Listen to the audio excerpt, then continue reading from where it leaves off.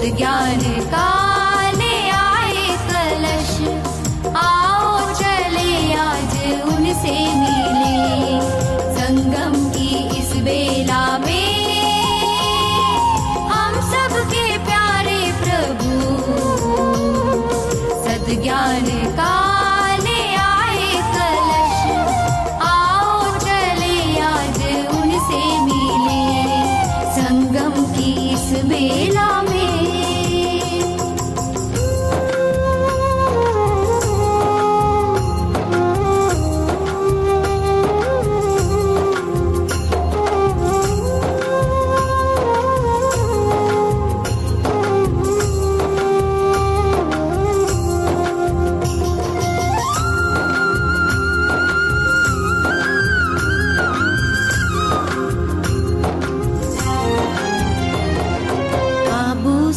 आती है उनकी सदा कि आओ मेरे प्यारे बच्चों आओ, जन्मों से जिसके तुम हकदार हो, पावन बनो और वर्षा पाओ।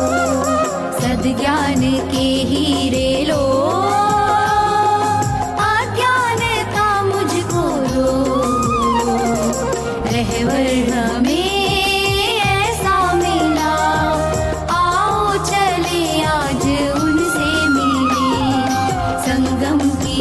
बेला में। हम सबके प्यारे प्रभु सद्ज्ञान का ले आए कलश। आओ चले आज उनसे मिले, संगम की इस बेला में।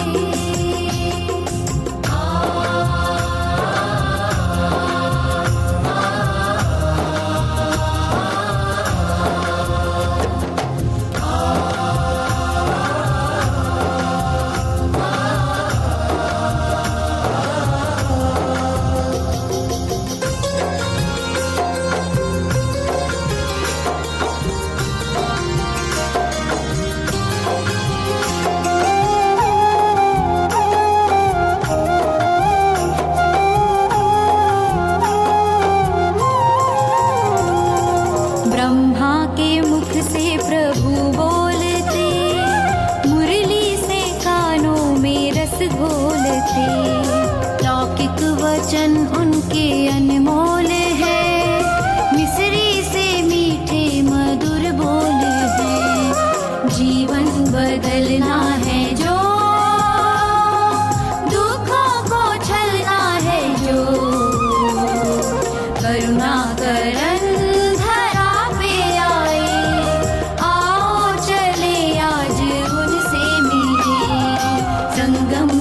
इस बेला में।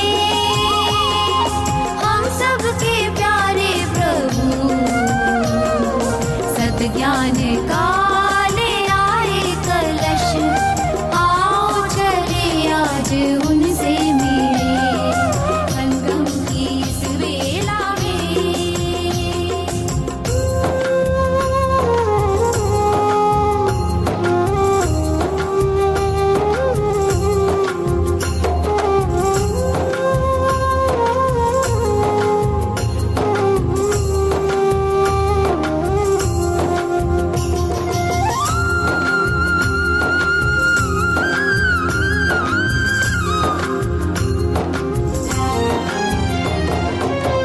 तो जगत मानने लग पड़ा कि शिव बाबा धरती पे है आ चुके।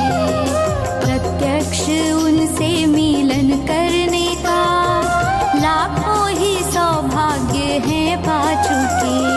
पुकारा सदा ही जिन्हें, वो बैठे हैं सामने। अब और देर किस बात की, आओ चले आज उनसे मिले, संगम की इस बेला में। हम सबके प्यारे प्रभु सद्ज्ञान का ले आए कलश। आओ चले आज उनसे मिले, संगम की इस बेला में।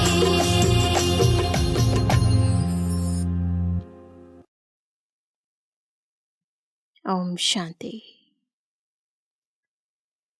मन को शांत करके जब गहराई से अंतर्मुखी होकर हम बाबा की याद में बैठते हैं तो आसपास की आवाज़ें, यहाँ तक कि टिक टिक करती घड़ी और हमारे अंदर शरीर के भीतर श्वासों का आना और जाना भी स्पष्ट सुनाई देता है। और ऐसा महसूस होता है जैसे कह रहा हो कि वक्त कम है और हमें पुरुषार्थ की गति को तीव्र करने की ज़रूरत है। तो संगम का ये समय, ये अमूल्य हीरे तुल्य समय बीतता जा रहा है, परंतु हर सेकंड, हर कदम में हम क्या कर रहे हैं? कमा रहे हैं या गंवा रहे हैं? ये हमें गहराई से चेक करने की ज़रूरत है, क्योंकि संगम युग का समय, संकल्प, श्वास हमें पद्मों की कमाई कराने वाला है। आज की मुरली हमें समय के इस इशारे को ध्यान से समझने की ओर ले जा रही है। गहराई से अपने भीतर चेकिंग हम कैसे करें वो विधि बता रही है। सुनते हैं बाबा के मधुर महावाक्य। आज है 16 तारीख, 16 मई 2024। बाबा के मधुर महावाक्य हैं, मीठे बच्चे, अपने को सुधारने के लिए अटेंशन दो, दैवी गुण धारण करो। बाप कभी किसी पर नाराज नहीं होते, शिक्षा देते हैं, इसमें डरने की बात नहीं। भक्ति मार्ग में भगवान को प्यार भी करते थे परंतु डरते भी थे। परंतु जब पता चल गया कि वो ईश्वर, वो खुदा, वो भगवान मेरा बाबा है, तो डरने की बात नहीं है। बस जो बाबा कहे, जो परम शिक्षक कहे, उनकी शिक्षाओं पर, उनकी आज्ञाओं पर चलने की ज़रूरत है। प्रश्न है, बच्चों को कौन सी एक स्मृति रहे तो टाइम वेस्ट ना करें। खुद को हम परख सकते हैं कि हम कितना पूरे दिन के अंदर अपने समय को वेस्ट करते हैं या बेस्ट बनाते हैं। परंतु एक स्मृति ऐसी है जो सदा रहे, तो ये जो टाइम वेस्ट हो जाता है जाने अनजाने, वो ना हो। कौन सी है वो स्मृति? उत्तर है, यह संगम का समय है। बहुत ऊंची लॉटरी मिली है। बाप हमें हीरे जैसा देवता बना रहे हैं। यह स्मृति रहे तो कभी भी टाइम वेस्ट ना करें। यह नॉलेज सोर्स ऑफ इनकम है, इसलिए पढ़ाई कभी मिस ना हो। माया देह अभिमान में लाने की कोशिश करेगी, लेकिन तुम्हारा डायरेक्ट बाप से योग हो तो समय सफल हो जाएगा। जैसे ही योग टूटता है, माया अपना बनाने की कोशिश करने लगती है। अगर बाबा के साथ लिंक जुटा हुआ हो तो माया ना, ये जो मौका लेती है वो ले ना पाए। बिजी है ना, इंसान बिजी होता है तो कोई फ़ोन भी करता है, अचानक आ भी जाता तो कहते नहीं अभी नहीं, टाइम नहीं है। तो माया भी आने की कोशिश करती है, परंतु मन बुद्धि पापा की याद में है, तो माया को कोई मौका नहीं मिलता। ओम शांति। बच्चों को यह तो मालूम है कि यह बाप है, इसमें डरने की कोई बात नहीं। यह कोई साधु महात्मा नहीं है जो कोई बद्दुआ करेंगे या गुस्सा करेंगे। वो तो श्राप दे देते हैं ना। उन गुरुओं आदि में तो बहुत क्रोध होता है, तो उनसे मनुष्य डरते हैं, कहाँ श्राप ना दे देवे। यहाँ तो ऐसी कोई बात नहीं। बच्चों को कभी डरने की बात नहीं। बाप से डरते वह है। कौन डरते हैं? लौकिक में भी कई लोग अपने पापा से डरते हैं ना। तो बाप से डरते वह है जो खुद चंचल होते हैं। वह लौकिक बाप तो गुस्सा भी करते हैं। यहाँ तो बाप कभी गुस्सा आदि नहीं करते, गुस्सा नहीं करते, परंतु शिक्षा ज़रूर देते हैं, क्योंकि बाप है ना, तो हमारा हित चाहेंगे ना, है ना। ये नहीं चाहेंगे बच्चों का नुकसान हो जाए। तो बाबा कहते समझाते हैं, अगर बाप को याद नहीं करेंगे तो विकर्म विनाश नहीं होंगे। अपना ही जन्म जन्मांतर के लिए नुकसान करेंगे। बाप तो समझा नहीं देते हैं, आगे के लिए सुधर जाए। बाकी ऐसे नहीं कि बाप नाराज होते हैं। बाप तो समझाते रहते हैं, बच्चे अपने को सुधारने के लिए याद की यात्रा पर अटेंशन दो। बार बार बाबा हमारा अटेंशन याद की यात्रा पर खिंचवाते हैं। साथ साथ दूसरी बात क्या करना है? चक्र को बुद्धि में रखो, दैवी गुण धारण करो। क्या क्या करना है? याद की यात्रा में रहना है, चक्र बुद्धि में रखना है, दैवी गुण धारण करने हैं। याद है मुख्य है। बाकी सृष्टि चक्र की नॉलेज तो बहुत सिंपल है। वह है source of income. Knowledge is source of income. परंतु उनके साथ, ठीक है, ज्ञान हो गया, परंतु साथ साथ और क्या चाहिए? दैवी गुण भी धारण करने हैं। इस समय है बिल्कुल आसुरी गुण। छोटे बच्चों में भी आसुरी गुण होते हैं, लेकिन उन्हों को मारना बिल्कुल नहीं है। क्यों? उन्हें मारेंगे तो वो क्या सीखेंगे? मारना ही सीख जाएंगे ना। तो हम जो करते हैं उनको अनेक लोग फॉलो करते हैं। खास तौर पर माँ बाप जो कर्म करते हैं उसका पूरा प्रभाव बच्चों पर पड़ता है। इसलिए बाबा कहते हैं मारना नहीं है। तो बाबा कहते हैं उनको मारना बिल्कुल नहीं है, और ही सीखते हैं। वहाँ सतयुग में तो सीखना नहीं होता है। यहाँ तो माँ बाप से बच्चे सब सीखते हैं। बाबा गरीबों की बात करते हैं। साहूकारों के लिए तो यहाँ जैसे स्वर्ग है। उनको ज्ञान की दरकार नहीं, उन्हें ज़रूरत नहीं है। वो कहते हैं कि हमें नॉलेज की ज़रूरत नहीं है, हमारे पास बहुत पैसे हैं। यह तो पढ़ाई है। टीचर चाहिए जो सिखावे सुधारे। तो बाप गरीबों की बात करते हैं, जो स्वीकार करते हैं ना कि हाँ हमें ज़रूरत है इस ज्ञान की। तो वो लोग वास्तविकता में समझते हैं मेरे अंदर सुख की, शांति की, आनंद की, प्रेम की कमी है। तो वो गरीब समझते हैं खुद को, तो बाबा से लेने के लिए पुरुषार्थ करते हैं। जो समझता ही नहीं है कि मेरे अंदर कमी है, कमज़ोरियाँ हैं, तो वो तो पुरुषार्थ नहीं करेगा ना। तो बाबा गरीबों की बात करते हैं। कैसी हालत है, कैसे कैसे बच्चे खराब होते हैं। माँ बाप को सब देखते रहते हैं, फिर छोटेपन में ही सब खराब हो जाते हैं।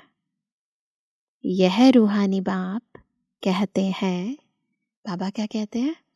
मैं भी गरीब निवाज हूँ, समझाता हूँ। देखो इस दुनिया में मनुष्यों की क्या हालत है। तमो प्रधान दुनिया है। तमो प्रधान की भी कोई हद होती है ना, तमो प्रधान के भी कोई एक लिमिट होगी ना, कितना तमो प्रधान होंगे, है ना। बिल्कुल 1250 वर्ष तो कलयुग को हुए, एक दिन भी कम जास्ती नहीं। दुनिया जब पूरी तमो प्रधान हुई तब बाप को आना पड़ा। बाप कहते हैं मैं ड्रामा अनुसार बंधाईमान हूँ, आने के लिए बाबा बंधे हुए हैं, मुझे आना ही पड़ता है। शुरू में कितने गरीब आए, साहूकार भी आए, दोनों इकट्ठे बैठते थे। बड़े बड़े घर की बच्चियां भागी, कुछ भी ले नहीं आई, है ना। शुरू में यज्ञ के अंदर हमारी दादियां अच्छे अच्छे घरों से थी ना, तो सब कुछ छोड़कर बाबा के पास आ गई। कितना हंगामा हो गया। ड्रामा में जो होने का था वह हो गया, ख्याल भी नहीं था ऐसे होगा। ब्रह्मा बाबा ने शायद अपनी जिंदगी में कभी सोचा भी नहीं होगा कि ऐसा भी होगा। बाबा खुद वंडर खाता था, क्या हो रहा है। इन्हों की हिस्ट्री बड़ी वंडरफुल है, यज्ञ की हिस्ट्री बहुत ही वंडरफुल है। यह भी ड्रामा में नोंद है। बाबा ने सबको कह दिया चिट्ठी लिखाकर ले आओ, हम ज्ञान अमृत पीने जाते हैं। फिर उन्हों के पति लोग विलायत से आ गए, है ना। जब वो विलायत में थे पीछे से उनके युगल जो है वो ज्ञान में चल पड़े। फिर जब वो लौट कर आए तो कितना हंगामा हुआ। वह बोले विष दो, यह कहे हमने ज्ञान अमृत पिया है, विष कैसे दे सकते। इस पर इन्हों का एक गीत भी है। तो उस समय जैसे दुख के अंदर, सुख के अंदर भी गीत लिखते हैं तो दुख के अंदर भी गीत लिखते हैं। इसको कहते हैं चरित्र, जो दिखाते हैं भागवत के अंदर गोप गोपियों के चरित्र। वास्तव में ये है सच्चे गोप गोपियों के चरित्र। शास्त्रों में फिर श्री कृष्ण के चरित्र लिख दिए हैं। श्री कृष्ण की तो बात हो ना सके। तो यह सब ड्रामा में नोंद है। नाटक में यह सब होता है, हंसी कोड़ी आदि आदि सब कुछ होता है ना। कोई भी ड्रामा होगा तो कुछ सीन्स अच्छे भी होंगे, खुशी के होंगे, कुछ सीन्स दुख के भी होंगे, रोने के भी होंगे। तो नाटक के अंदर ये भी बेहद का ड्रामा है, इसमें भी भिन्न भिन्न सीन्स होते हैं। यह तो दोनों बाप कहते हैं हमने कुछ भी नहीं किया, यह तो ड्रामा का खेल चल रहा है। ब्रह्मा बाबा कहते मैंने कुछ नहीं किया, शिव बाबा कहते मैंने भी कुछ नहीं किया। ब्रह्मा बाबा कहते शिव बाबा ने किया और शिव बाबा कहते ड्रामा प्लान अनुसार हुआ। तो दोनों छूट जाते हैं। यह तो ड्रामा का खेल चल रहा है।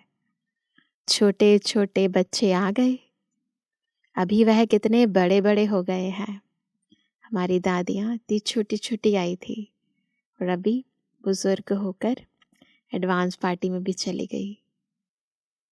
बच्चों के कितने वंडरफुल नाम संदेश पुत्रियाँ ले आई। उस समय बहुत सारी संदेश पुत्रियाँ लेकर आई सबके नाम।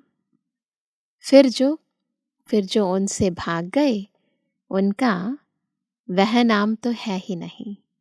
जो भाग गए, जो चले गए छोड़कर, फिर वो वाला नाम तो नहीं रहा ना।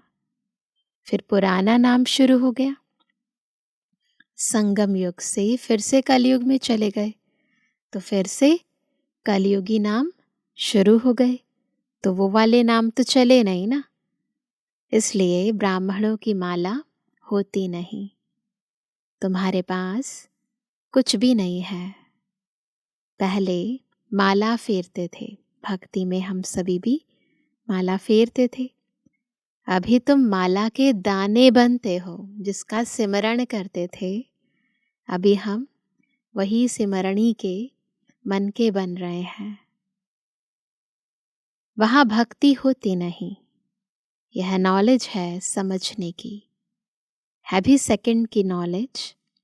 फिर उनको कहते हैं ज्ञान का सागर।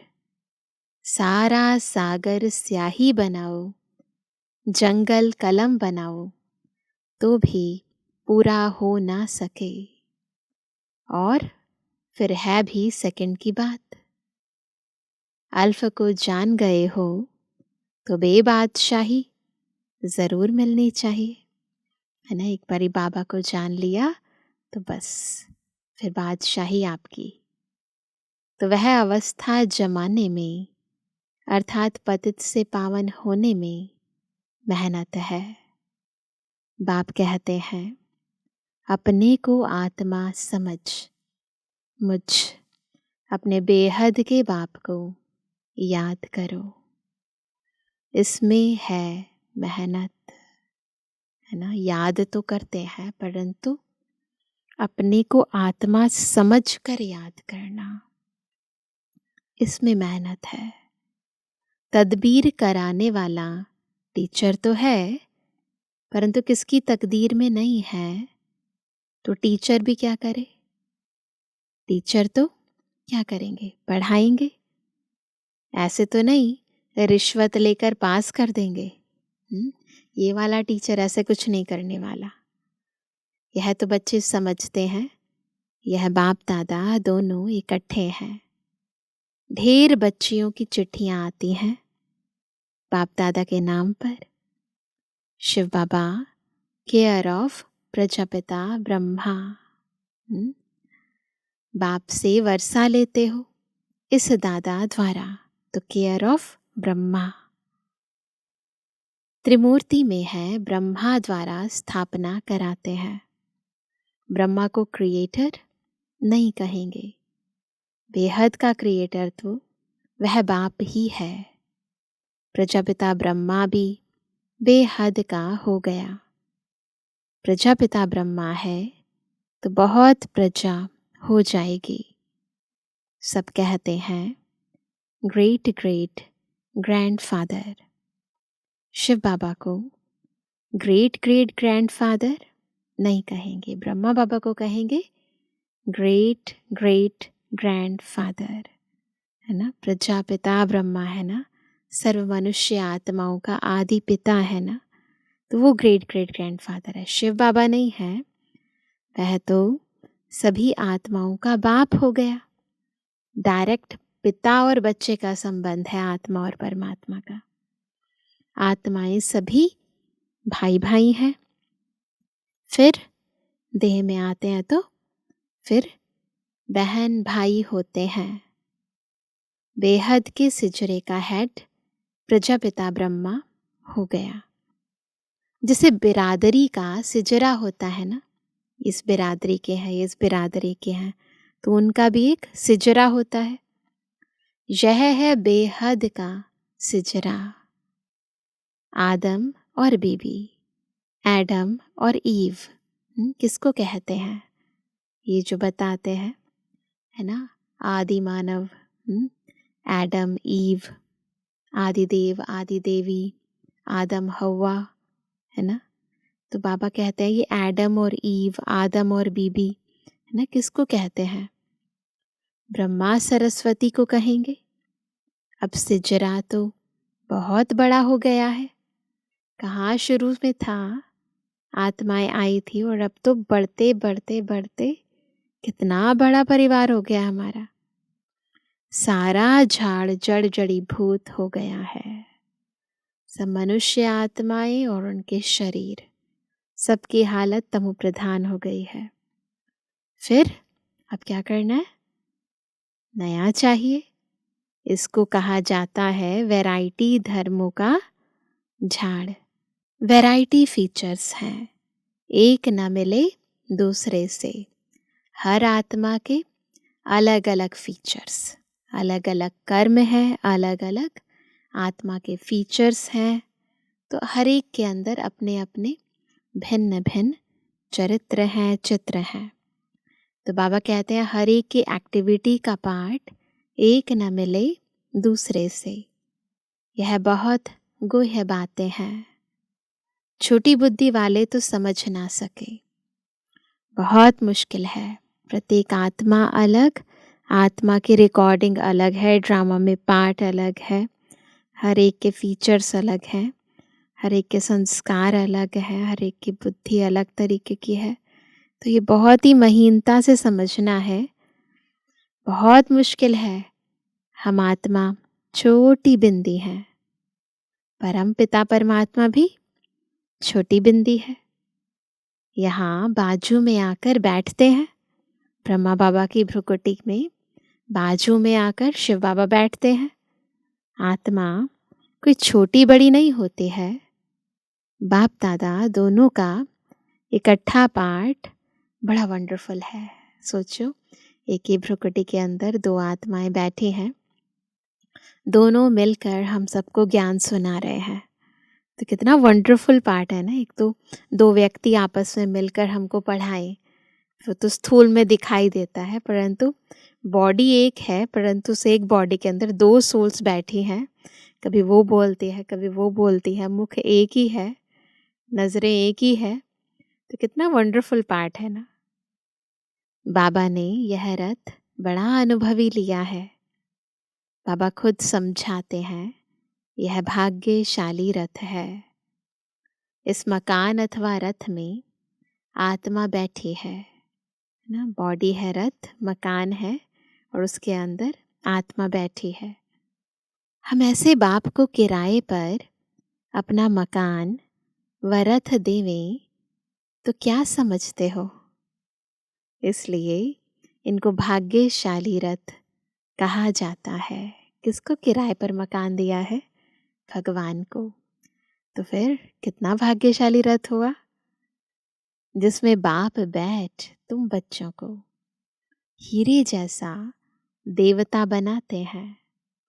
आगे थोड़ी समझते थे, बिल्कुल तुच्छ बुद्धि थे, पहले नहीं समझते थे ये बातें। अभी तुम बच्चे समझते हो, तो फिर अच्छी रीति पुरुषार्थ भी करना चाहिए। टाइम वेस्ट नहीं करना चाहिए। स्कूल में टाइम वेस्ट करने से नापास हो जाएंगे।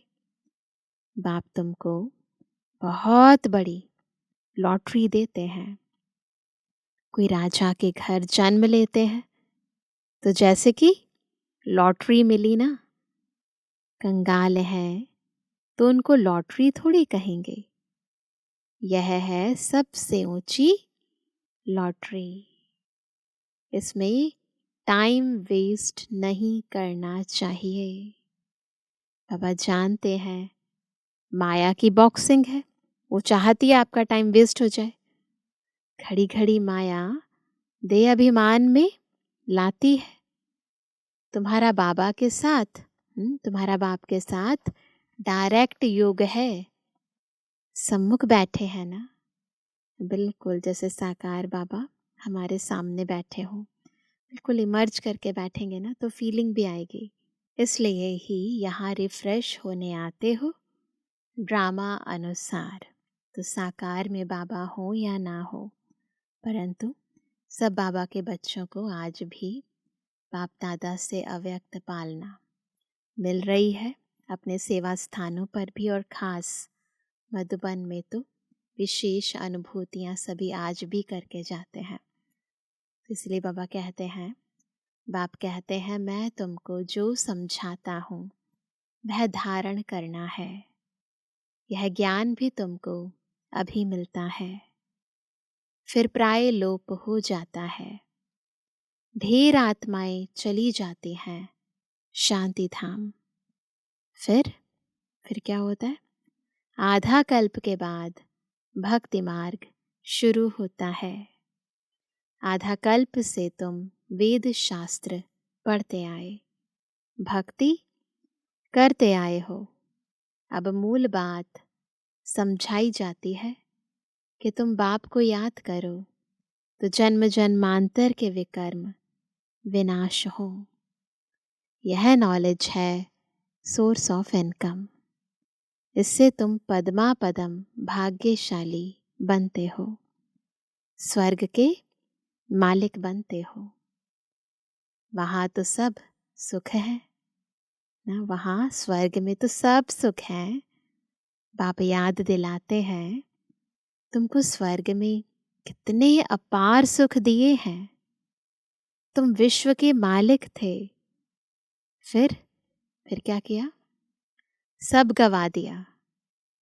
तुम रावण के गुलाम बन गए हो। राम और रावण का कितना यह वंडरफुल खेल है। यह फिर भी होगा। As it is drama repeat होगा। अनादि बना बनाया रेडीमेड खेल है। स्वर्ग में तुम एवर हेल्दी वेल्दी रहते हो। यहाँ कंट्रास्ट में संगम पर है ना, तो स्वर्ग में भी देखते हैं और कलयुग में भी देखते हैं। और वहाँ एवर हेल्दी एवर वेल्दी। यहाँ मनुष्य को हेल्दी बनाने के लिए क्या करते हैं? कितना खर्चा करते हैं ना, कितना खर्चा करते हैं, वह भी एक जन्म के लिए।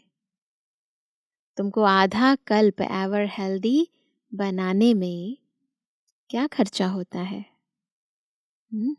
क्या खर्चा होता है? एक नया पैसा भी नहीं। देवताएं एवर हेल्दी है ना, तुम यहाँ आए ही हो एवर हेल्दी बनने के लिए। एवर हेल्दी भी, एवर वेल्दी भी और एवर हैप्पी भी, है ना। एक बाप के बगैर सर्व को एवर हेल्दी और कोई बना ना सके। तुम अभी क्या बन रहे हो? एवर हेल्दी वेल्दी तो बन रहे हो, उसके अलावा तुम अभी सर्वगुण संपन्न बन रहे हो। अभी तुम संगम पर हो। बाप तुमको नई दुनिया का मालिक बना रहे हैं। क्या क्या बना रहे हैं हमें, है ना। नई दुनिया का मालिक बना रहे हैं, सर्वगुण संपन्न बना रहे हैं। ड्रामा प्लान अनुसार जब तक ब्राह्मण ना बने तब तक देवता बन ना सके। तो पहले पूरा ब्राह्मण बनना है, ब्रह्मचारी भी और ब्रह्माचारी भी। जब तक पुरुषोत्तम संगम युग पर बाप से पुरुषोत्तम बनने न आए तो देवता बन ना सके। अच्छा, आज बाबा ने रूहानी ड्रिल भी सिखाई, नॉलेज भी सुनाई, बच्चों को सावधान भी किया। गफलत नहीं करो, उल्टा सुल्टा बोलो भी नहीं, शांति में रहो और बाप को याद करो। कितनी सारी श्रीमत दी बाबा ने। अच्छा, मीठे मीठे सर्व से एबल आज्ञाकारी बच्चों पर माता पिता बाप दादा का याद करो। Good morning. रूहानी बच्चों की रूहानी बाप दादा को गुड मॉर्निंग, नमस्ते नमस्ते नमस्ते। धारणा के लिए मुख्य सार पहला, विकर्म विनाश कर स्वयं को सुधारने के लिए याद की यात्रा पर पूरा अटेंशन देना है। दैवी गुण धारण करने हैं। क्या करना? याद की यात्रा पर अटेंशन और दैवी गुण धारण करने हैं। दूसरा, देवता बनने के लिए संगम युग पर पुरुषोत्तम बनने का पुरुषार्थ करना है। देवता बनना है तो पहले पुरुषोत्तम बनना है। गफलत में अपना टाइम वेस्ट नहीं करना है। आज का वरदान है, ज्ञान के श्रेष्ठ खजानों को महादानी बन दान करने वाले मास्टर ज्ञान सागर भव।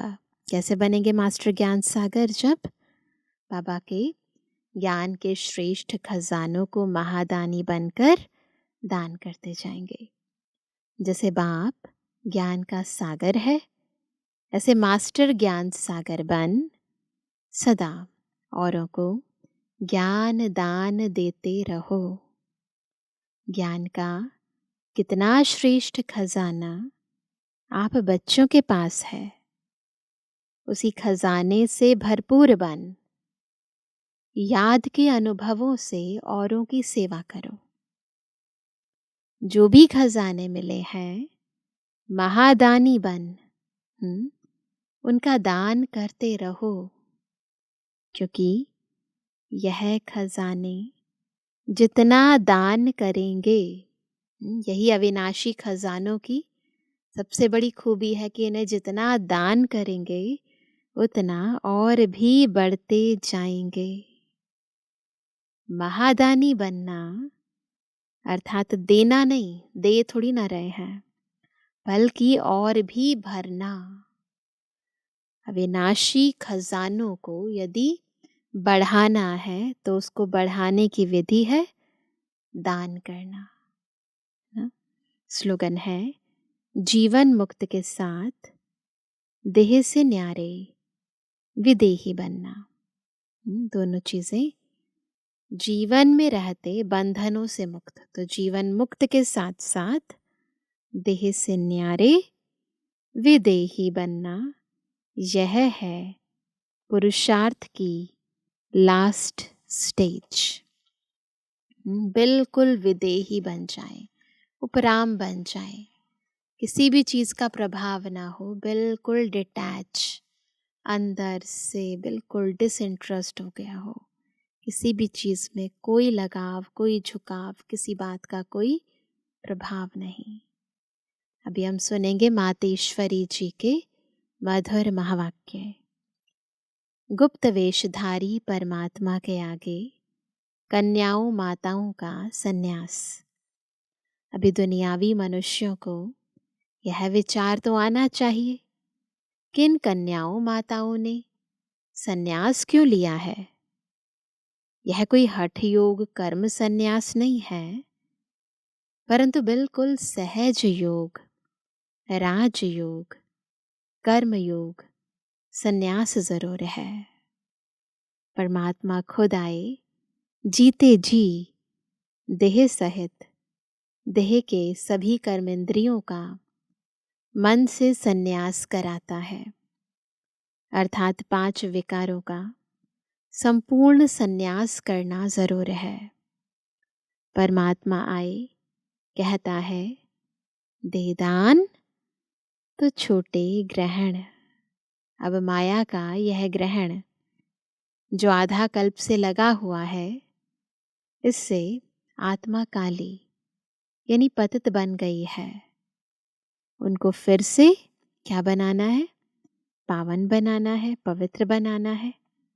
देखो देवताओं की आत्माएं कितनी पवित्र और चमत्कारी है। जब सोल पवित्र है, जब सोल पवित्र है देवताओं की जैसे है, तो तन भी निरोगी पवित्र मिलता है। अब यह भी सन्यास तब हो सकता है जब पहले कुछ चीज मिलती है ना। ऐसे कोई चीज के पीछे कोई व्यक्ति जाता नहीं है, कोई भी चीज इंसान छोड़ता नहीं है जब तक उसे कुछ बड़ी प्राप्ति नहीं होती। गरीब का बालक साहूकार की गोद में जाता है तो जरूर कुछ देख गोद लेता है, परंतु साहूकार का बालक गरीब की गोद में नहीं जा सकता। तो सन्यास भी प्राप्ति के आधार पर होता है। तो यहाँ यह कोई अनाथ आश्रम नहीं है। यहाँ तो बड़े बड़े धनवान कुलवान माताएं कन्याएं हैं, है ना, जिन्हों को दुनियावी लोग अब भी चाहते हैं कि घर में वापस आ जाएं, परंतु इन्होंने क्या प्राप्त किया? जो उस मायावी धन पदार्थ अर्थात सर्वंश सन्यास किया है, तो जरूर उनसे उन्हों को जास्ती सुख शांति की प्राप्ति हुई। तभी तो उस धन पदार्थ को ठोकर मार दी है ना। तो हमारी दादियों को कितना गहरा अनुभव हुआ होगा जो उन्होंने अपने सारे संबंधियों को छोड़ दिया। सोच सकते हैं कितनी अविनाशी प्राप्तियां जब खुद परमात्मा डायरेक्ट आकर कराते हैं तो उन प्राप्तियों के समक्ष दुनियावी चीजें कौड़ी तुल्य नजर आने लगती है। तो बाबा कहते हैं जैसे राजा गोपी चंद ने अथवा मीरा ने रानीपन का अथवा राजाई का संन्यास कर लिया, यह है ईश्वरीय अतीन्द्रिय अलौकिक सुख, जिसके आगे वो दुनियावी पदार्थ तुच्छ हैं। उन्हों को यह पता है कि इस मरजीवा बनने से हम जन्म जन्मांतर के लिए अमरपुरी की बादशाही प्राप्त कर रहे हैं, तभी भविष्य बनाने का पुरुषार्थ कर रहे हैं। तो ज्ञान के आधार पर संन्यास किया है। परमात्मा का बनना माना परमात्मा का हो जाना, सब कुछ उसको अर्पण कर देना, फिर वो रिटर्न में अविनाशी पद दे देता है। तो यह मनोकामना परमात्मा ही आकर इस संगम समय पूर्ण करता है, क्योंकि अपन जानते हैं कि विनाश ज्वाला में तन मन धन सहित सब भस्मीभूत हो ही जाएगा। तो क्यों ना परमात्मा अर्थ सफल करे। अब यह राज भी समझना है कि जब सब विनाश होना है तो हम भी लेकर क्या करें, है ना। दूसरों को सिखाएं परंतु खुद भी अंदर से डिटैच रहें। हमको कोई सन्यासियों के मुआफिक, है ना, मंडलेश्वर के मुआफिक यहाँ महल बनाए नहीं बैठना है, परंतु ईश्वर अर्थ बीज बोने से वहाँ भविष्य जन्म जन्मांतर इनका बन जाना है। यह है गुप्त राज। प्रभु तो दाता है, एक देवे सो पावे, परंतु इस ज्ञान में पहले सहन करना पड़ता है। जितना सहन करेंगे उतना अंत में प्रभाव निकलेगा। इसलिए अभी से लेकर पुरुषार्थ करो। अच्छा, ओम शांति। तो आज हम सभी विशेष क्या होमवर्क करेंगे? तो बाबा ने आज विशेष याद की यात्रा पर हमारा ध्यान खिंचवाया। हमें याद की यात्रा करना है, देह को छोड़कर अपने को आत्मा निश्चय करके बाबा की याद में, और फिर 1 सेकंड के अंदर निराकारी, फिर 1 सेकंड के अंदर सतयुगी, फिर ब्राह्मण। ब्राह्मण में भी अपने संपूर्ण ब्राह्मण स्वरूप को देखना है, वो वाला स्वरूप जिसमें हम ब्रह्मचारी तो हैं ही, संपूर्ण देह से पवित्र तो हैं ही, परंतु हम ब्रह्माचारी भी हैं, यानी ब्रह्मा बाबा के कदम पर कदम रखने वाले, मनसा वाचा कर्मणा दृष्टि वृत्ति स्मृति की पवित्रता धारण करने वाले भी हैं। तो ऐसी ड्रिल सारा दिन में हम करते रहेंगे और अपने निजी स्वरूप में स्थित होकर बाबा की याद से हर कर्म भी करते रहेंगे। अच्छा, ओम शांति।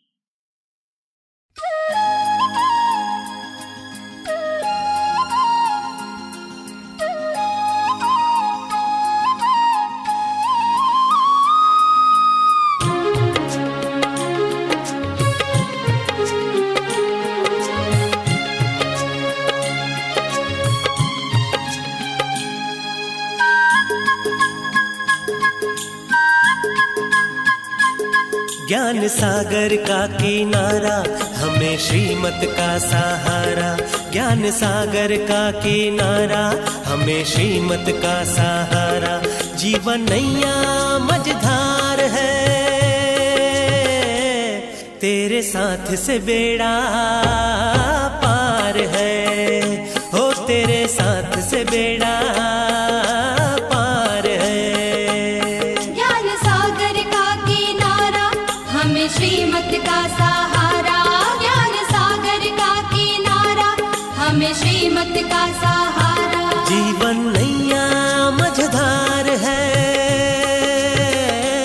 तेरे साथ से बेड़ा पार है, ओ तेरे साथ से बेड़ा पार है।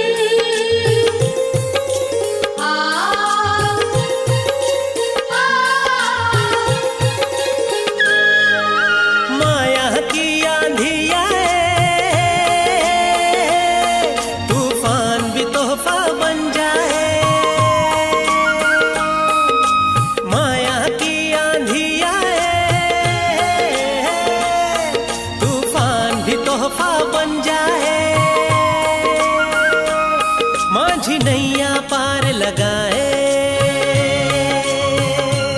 माझी नैया पार लगाए। मेरा बाबा तू है प्यारा, ज्ञान सागर का किनारा। मेरा बाबा तू है प्यारा, ज्ञान सागर का किनारा। जिनके हाथों में पतवार है, तेरे साथ से बेड़ा पार है, हो तेरे साथ से बेड़ा पार है।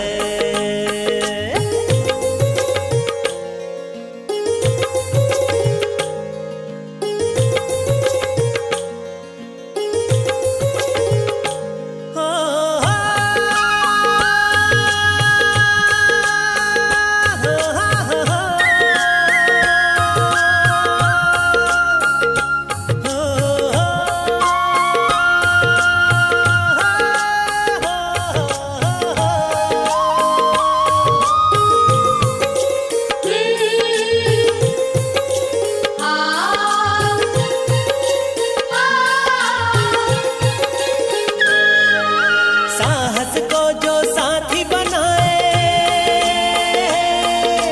उसे स्वयं मदद मिल जाए। साहस को साथी बनाए, उसे स्वयं मदद मिल जाए। जीवन कमल खिल जाए, जीवन कमल खिल जाए। मेरा बाबा तू है प्यारा, ज्ञान सागर का किनारा। मेरा बाबा तू है प्यारा, ज्ञान सागर का किनारा। जीवन में आए बहार है, तेरे साथ से बेड़ा पार है, ओ तेरे साथ से बेड़ा पार है।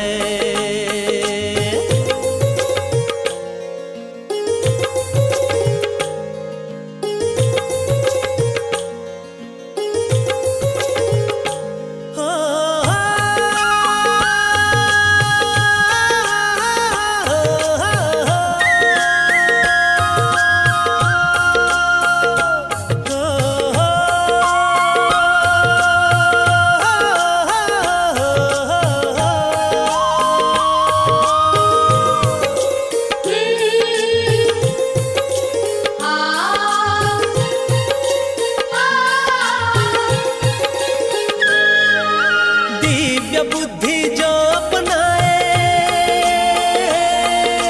भाग्य का ताला खुल जाए। दिव्य बुद्धि जो अपनाए, भाग्य का ताला खुल जाए। जीवन दिव्य गुणों से सजाए, जीवन दिव्य गुणों से सजाए। मेरा बाबा तू है प्यारा, ज्ञान सागर का किनारा। मेरा बाबा तू है प्यारा, ज्ञान सागर का किनारा। जीवन नैया मझधार है,